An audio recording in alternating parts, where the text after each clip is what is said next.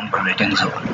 This video is being prepared as part of ISB program Data Visualization Project.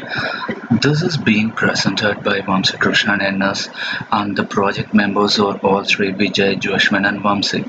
Here we are going to talk more about the global waste disposal.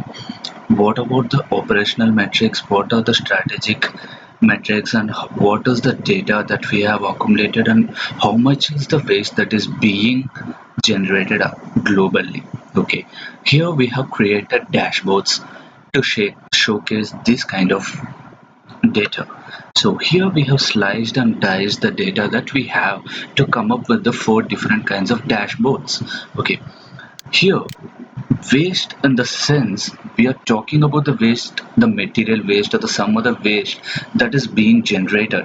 For instance, each citizen discards tons of garbage every day.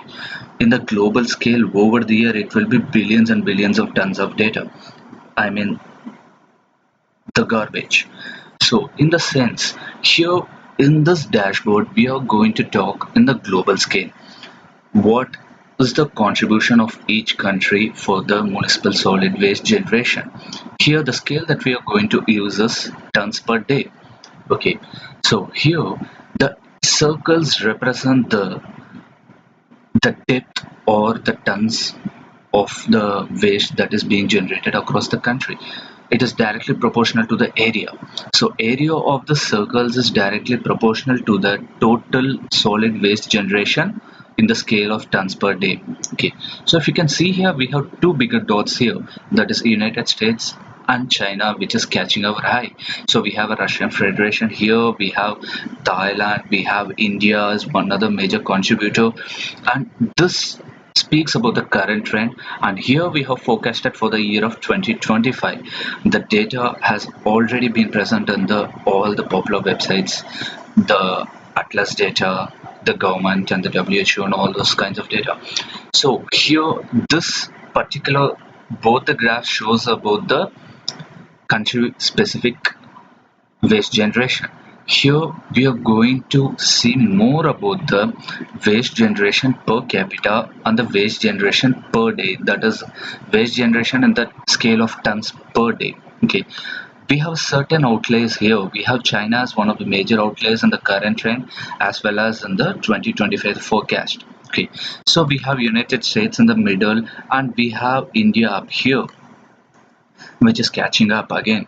So in the what is the current trends like in the year of in the current year, which is actually 2010, the data that was available as a current data, it is around 500 million. But if you can see for the year of 2025, it's around 1400 million. So this explains more about the waste that is being generated across countries, where it is more generated and where the more concentration needs to be happening. So here I have segregated data. Our team has worked to bring this data region wise. Okay, for in the African regions we have certain countries, Nigeria and every single aspect like South Africa and all other countries. So we are segregating the countries as per the region. We have OECD here, which is nothing but Organization for Economic Cooperation and Development. Here United States is the major contributor. So as it goes on, the generation of waste per day, which is in tons, is more for OECD than any other thing. It is being followed up by EAP, East Asia and Pacific. Here in this particular graph, we are going to talk more about the cost that is being incurred via direct or indirect cost. So let us first divide these countries in four major categories: high income countries, low income countries, low middle income countries, upper middle income countries. If you see here, high income countries or has a bigger metric here. So the blue line represents the current cost that is being incurred, and here we are talking about the average cost that is going to be spent of the year of 2025. In the 80% mark, what is the amount and what is the forecast for 2025?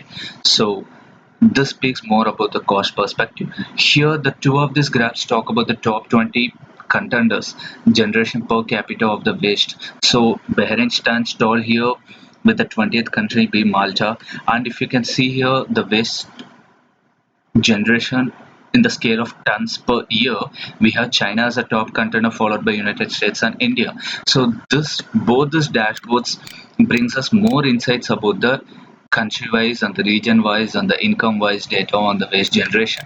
Here we are going to give a glance on the India perspective. Okay, so the numbers that are populated across states of India here is nothing but the percentage of total geographical area that has been allocated for waste lands. Okay, so it is nothing but the area of the wastelands divided by the total geographic area. So we have 17.38 percentage allocation for Maharashtra, 13.17 for Uttar Pradesh, and then 17.7 for Tamil Nadu and all such. Here again we are going to discuss more about the number of wastelands that is present in each states with respect to industrial wastelands or a mining wastelands.